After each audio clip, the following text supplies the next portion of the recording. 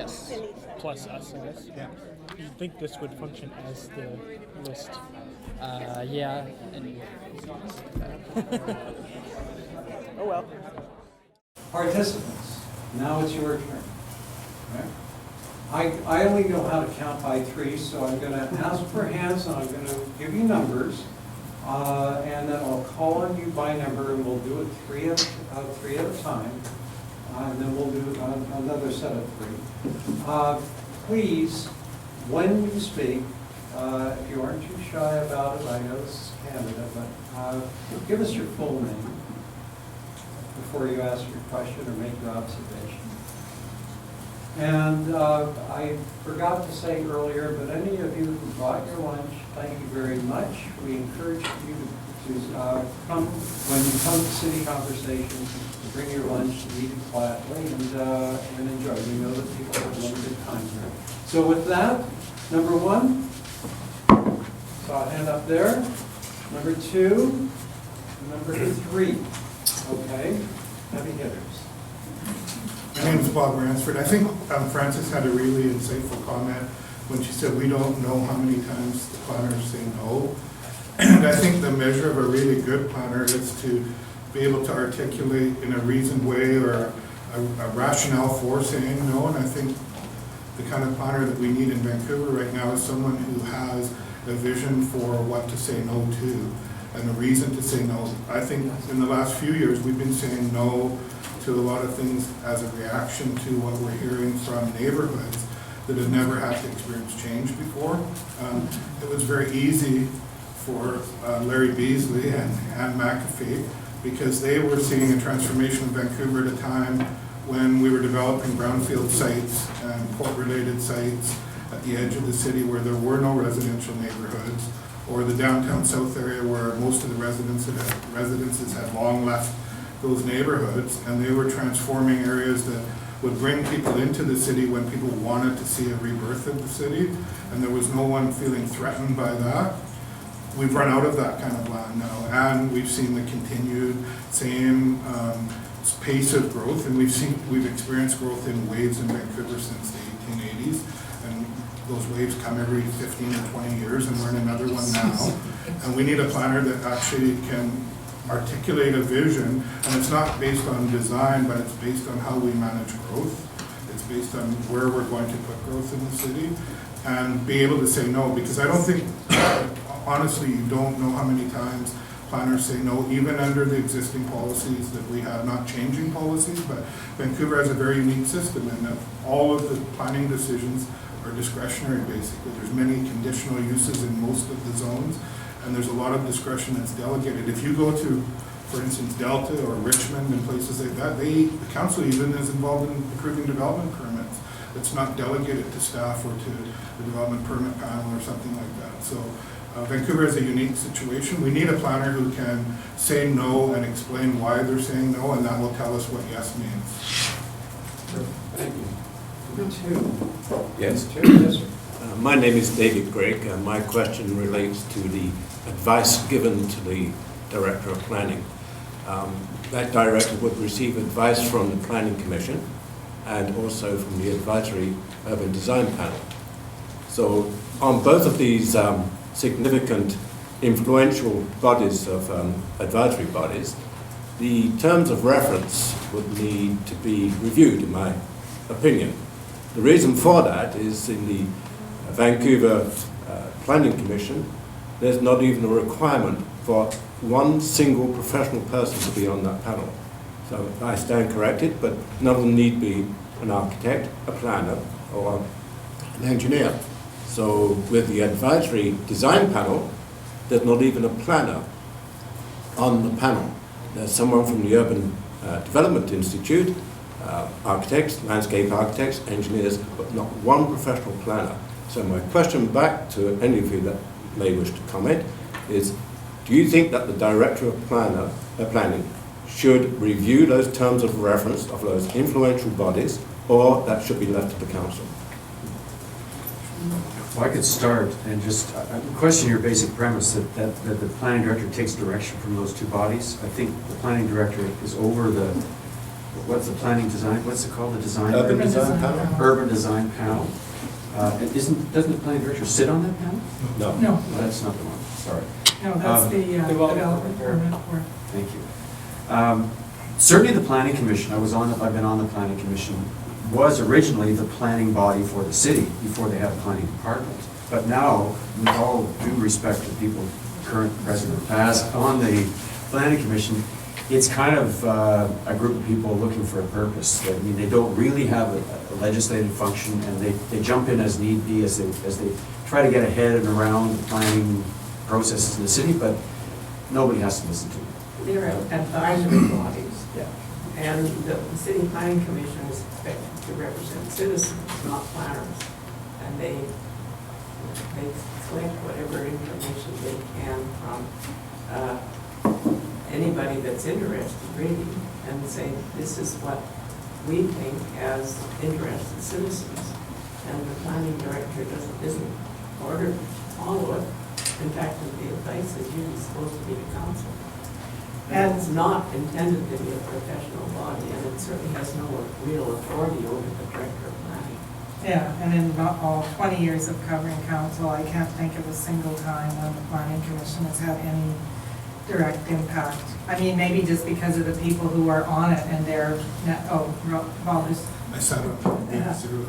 yeah. And the urban design panel, I don't think, like, there is, if the director or council wanted to, they could overrule the urban design panel, but I think there's a real reluctance to, so there's a bit of a moral authority there or something. Like, I can't think of a time when the director of planning or council approved a project until the urban design panel had approved it. Now, you know, there's all kinds of conspiracy theories about certain pressures that were brought to bear in certain projects, and we won't name them here, will we? But Not even one? okay, okay. But I think council and the director are very sensitive to, you know, how bad it would look if they went against a vote in the negative at the urban design panel. But the question is, Should there be a planner on it? no, well, the main question is, should the director of planning review those terms of reference to affect a But new I don't think balance? the director of planning has any authority to do that. It would have to be council. My guess would be the director of planning's got enough people coming at him or her that adding one more would just be, if they can avoid it, that they probably want to. Okay, number 3. Back in the 50s, Roland Barthes wrote a wonderful book called Mythologies, which is the stories we tell ourselves. It's on the desk of every planner. Exactly. At City Hall. There's a mythology that's grown up in the city about the importance, role, and power of city planners, and I'd like to really seriously contest it. This is one of at least 3 full-bore sessions devoted to the search for the new planner. Planners have a role here like movie stars do in LA or philanthropists and bankers do in New York. And I do think we need to question this as part of this. To respect this process, we have to question it. I think we had one truly visionary planner in Ray Paxman. We had a superb communicator in Larry Beasley. We have a landscape now where I don't think, no matter what the CV, I don't think we have the kind of success equal to the expectations. I think we should be instead having a talk about how we've developed a city that has a developers party to the right and a developers party to the left.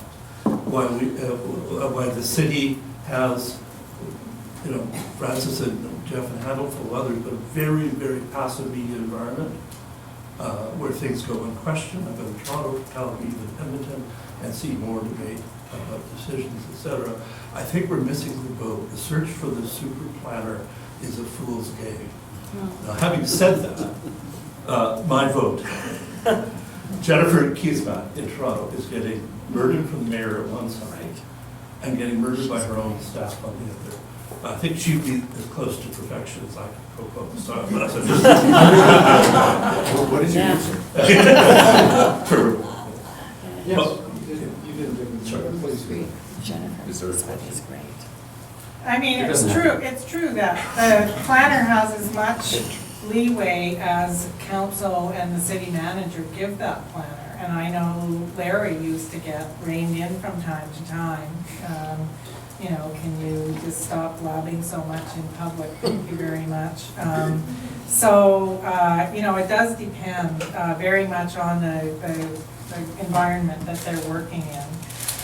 But I mean, I see the focus on the planner as part of the huge interest that Vancouver has in design and planning. This is the only city, I think, where you get 600 people out on a June evening to listen to Andrich Duaney talk about, you know, the ecosystems of suburbanism versus urbanism. Like, I can't think of another city where that many people would show up. There's just a huge interest, and yeah, and part of that is investing a bit too much magical power in the Well, I guess my main point is that we should try to get the story right.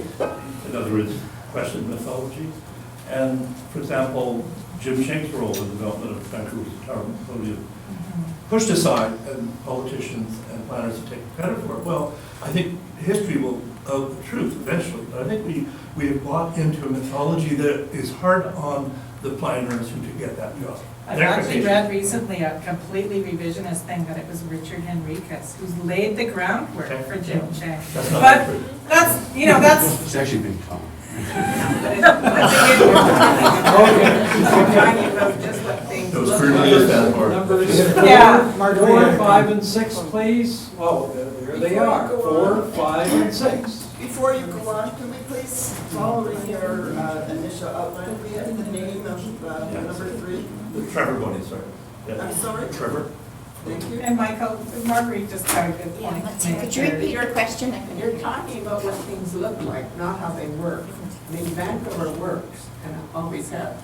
What happens as we change it, somebody needs to know, and I think that a director of planning can. Certainly Ray understood how cities work, and that was a very important factor. I mean, Vancouver works. It may not always work. We've got 50% of the population living on the 30th story. Will we have the same city? We don't know. I certainly don't know. And the current the council undoubtedly doesn't know, but we need to understand before we actually do it. Yeah. So, Number 4? On number 4? Yeah. Frank Yes. Ducote, former Your name? designer, Frank Ducote, former designer of the city and also member of the planning commission at the time. Francis hit an interesting point. Is there a need for a new city plan? City plan came along before we had regional context statements, and theoretically the regional context statements for all municipalities in the region say how much of the population, how much of the jobs you're going to take in your share of the larger region.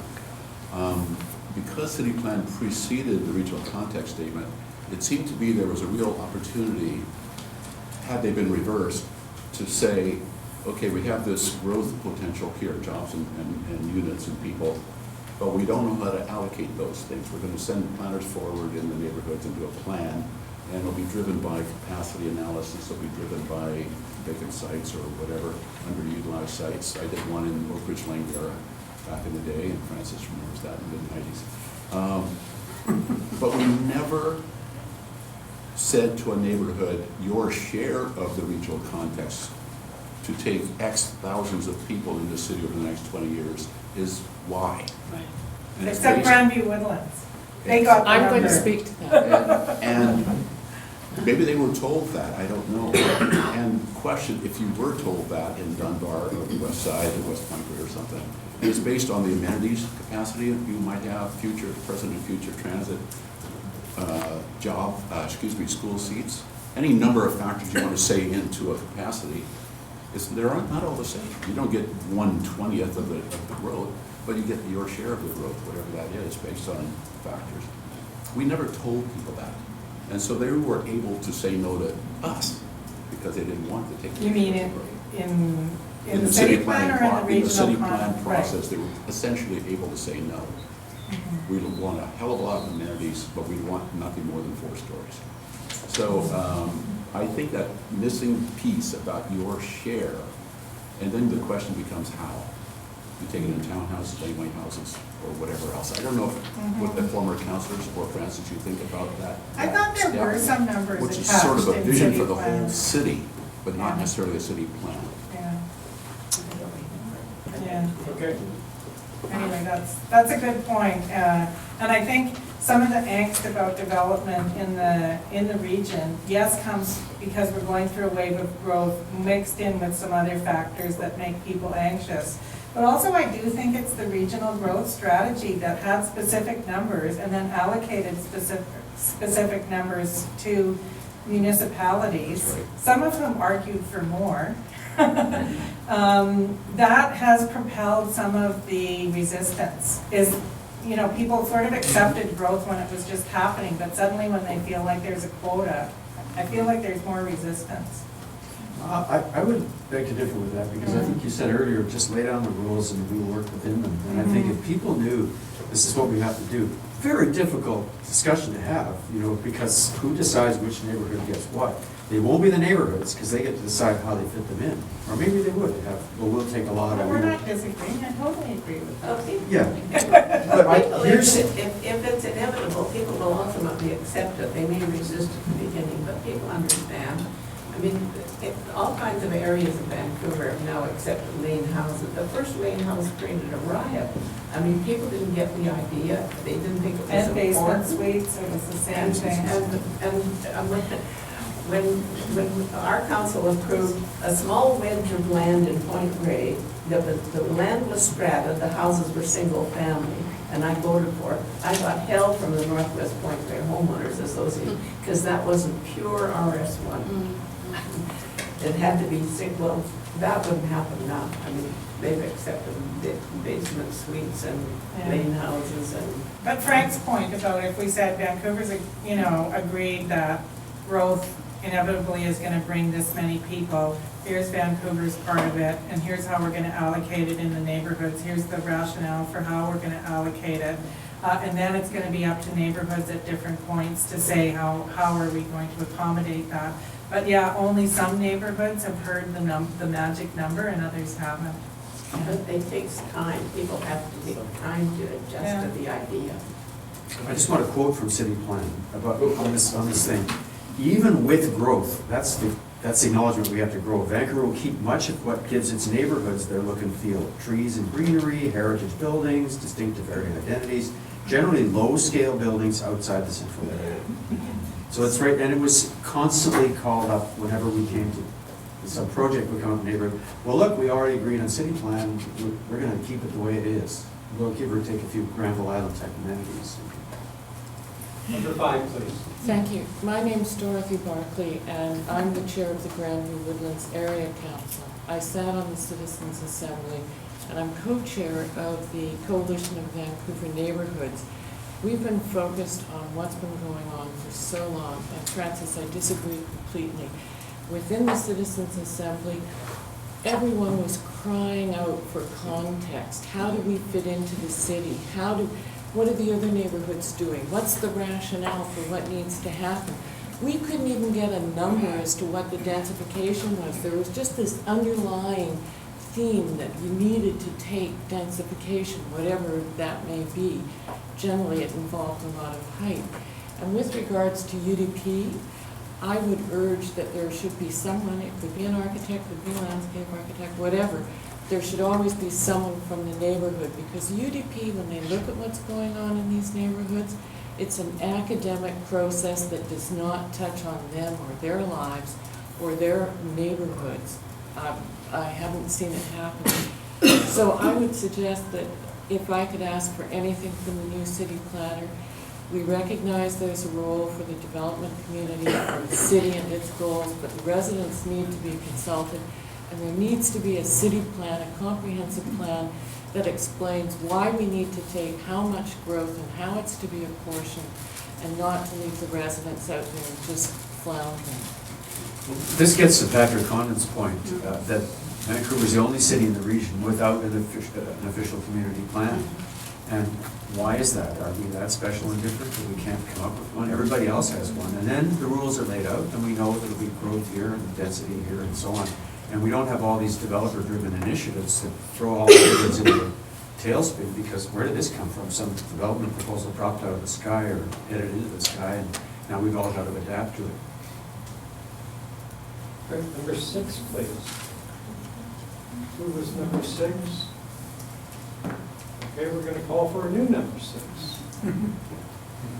number 6. Okay, great. Adrian Carr, City Councillor.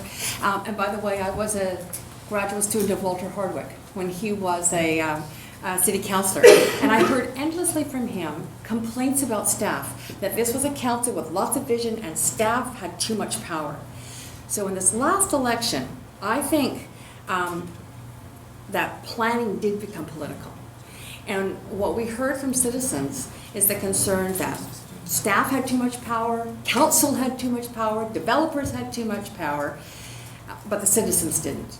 So how would you, in thinking about a new planner, chief of planning for the city, how would you frame the need to focus on giving the people some piece of that power that they are obviously desiring?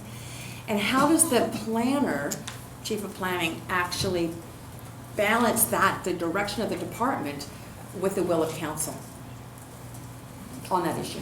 With the will of council, or with Yeah, the will with of the people in the neighborhood? No, I'm saying if they are appealing to the people, how do the planners deal with council and whatever council wants in terms of public participation?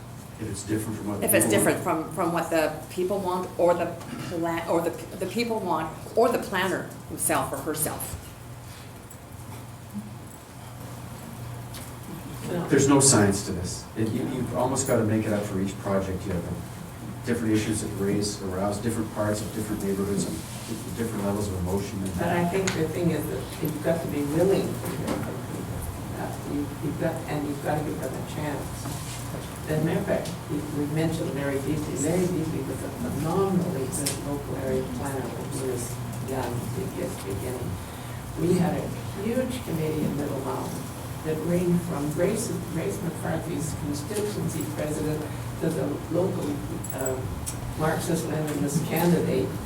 And everybody came and everybody had a say, and it went on for ages. But in the end, it transformed that community.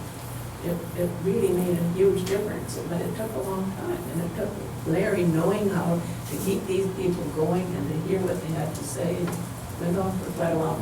I don't think you can hurry it if you're actually trying to hear what people say. Perhaps they could go to Granby Woodlands and the Citizens Assembly and say, what have we learned? Because that's been a very long, painful, and deeply thought out process.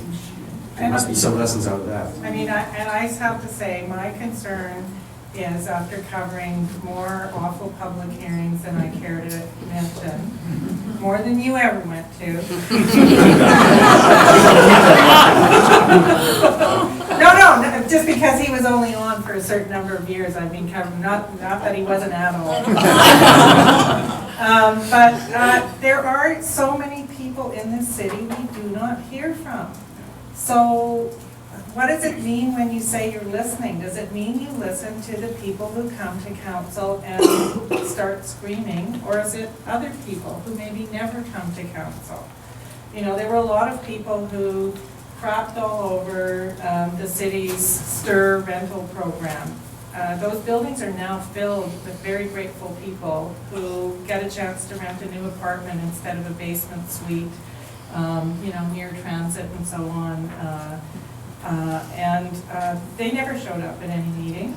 They're just happy they have like there's so much rental now, or not so much, but you know, at least a little bit more rental available in Vancouver than used to be.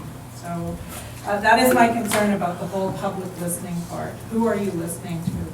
Well, that actually raises a question that I've been asking for about a year now, which is, when we have public participation, the people who come are the people who are already here. Who speaks for the people who want to be here, but aren't here yet, and therefore don't have a voice? Or even because they can't afford the housing prices, and some Whether it's because they can't afford the housing price, or whether like with rental, the housing simply isn't available.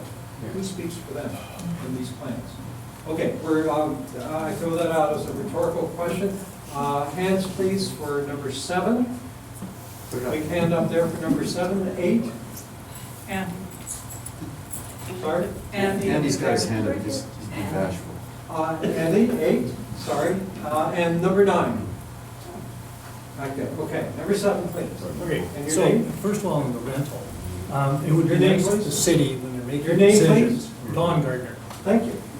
When the city is making decisions, they actually have statistics and information in front of them. Over 35% of the condo buildings, stratas, are rental. They don't include that in stock. So they're giving away density, they're giving away all kinds of things to build rentals when they're already there. So, I mean, you gotta have the facts when you're making decisions. Second thing is, we went through, in the Mount Pleasant plan, we spent 5 years developing a Mount Pleasant plan. There was density that had to be taken. We looked at options. We got to a point where we were told the only way you can do it is put in towers. We went out, brought the community together, did a charrette, and proved that we could take all of the density without building anything over 4 stories. That was completely ignored by the city and by planning. So if you're gonna get a new plan, you know, one of the frustrating things when you look at, Vancouver Sun had a big article on the current planner saying his city. It's not his city, it's our city. So we need a planner who's gonna listen to the community. So, just on that, I do agree about the Mount Pleasant plan. It's also one of the reasons I'm not so crazy about developing a city plan. They spent 3 or 4 years developing the Mount Pleasant plan.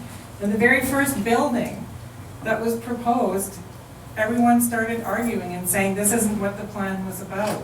So I'm not convinced that a plan is going to solve problems. But one of the problems there is that, and I said it when the plan came out, basically it wasn't worth the paper it's written on. None of the community plans are, because the city has so many diverse policies that they can come along and say, oh, this is STIR 100.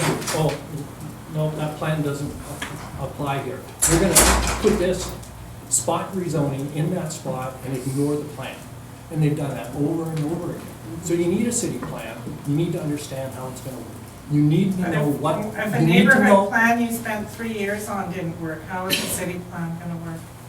The only reason it didn't work is because it came along and overrode the plan. They overrode the plan. If they Okay. had stuck by the plan, there wouldn't have been a problem. Did council pass the plan, or was it? Yes, and then they ignored it. Isn't that No, what happened actually, in they- Grandview Woodlands, Dorothy? Pardon me? Isn't that what happened in Grandview Woodlands? No, there's no Not plan yet. yet. Well, that was, They haven't that was the got- making of the plan. But Anyway, the problem with the Mount Pleasant plan is, when it was passed, all the residents were like, yeah, this is great, we really like it.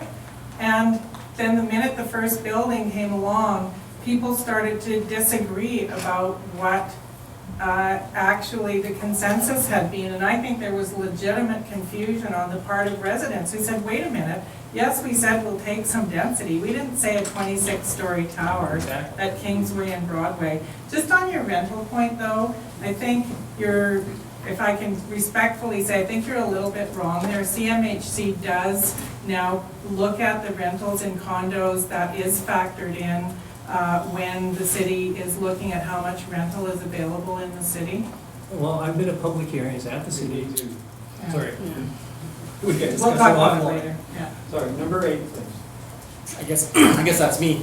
I'm Andy Yan. I'm an urban planner as well as a member of the City Planning Commission. I guess I'll leave it fairly simple, is that perhaps there's a line that the Titanic was built by professionals, the Ark was built by amateurs. So that I'm curious that in your in your discussion of who the next planner would be, that it's been, I think the general regional context plan comes into how and by 2040 Vancouver's supposed to grow by 120,000 people. That how would you see that 120,000 people who aren't here to show up to a public meeting, who aren't here to advocate, should be allocated? You mean among the neighborhoods? Yeah.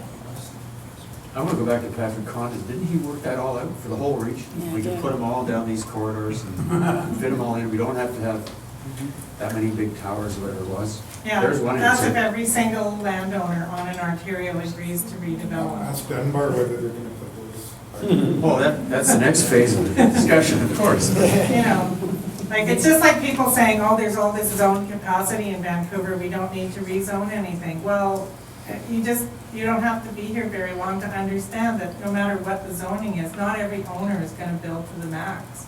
I could tear down my heritage house and build a duplex, I'm not gonna do it.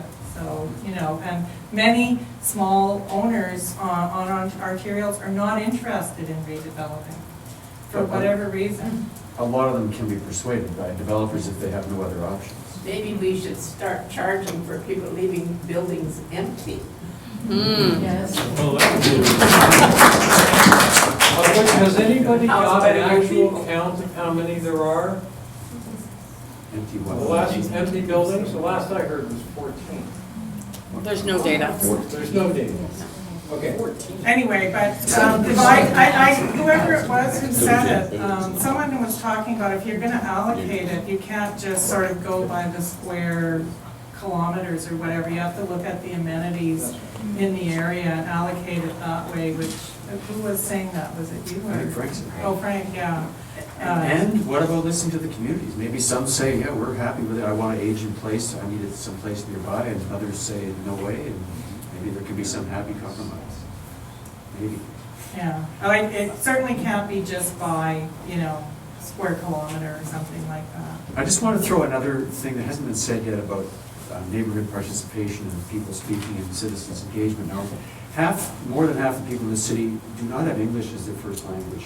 They are not comfortable talking in public meetings. Their voices are very hard to be heard, and somehow the new planner has to get them into the picture too.